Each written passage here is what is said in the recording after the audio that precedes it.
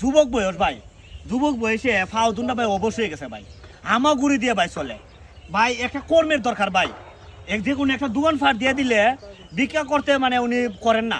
সংসার মানে ওনার তো নিজের পেটটা ভাই ভালো লাগে ভাই, মানে মা নাই ভাই, এতিম, একদম এতিম অবস্থার মধ্যে আছে ভাই।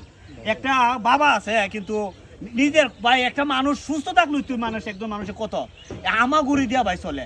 এখন একটা কর্মের ব্যবস্থা যদি করতে পারতাম ভাই আমরা, আপনারা ওনার নিজস্ব বিকাশ নাম্বার দিয়ে দিব, আপনারা যদি ওনাকে সহযোগিতা করেন তাহলে দেখা যাবে একটা দোকান ফাট যদি উনি নিয়ে নিজে নিজে বসতে পারে, ইচ্ছা মানে হামাগুড়ি দিয়ে দোকানটা খুলতে পারবে, আবার দোকানটা লাগাইতে পারবে ভাই।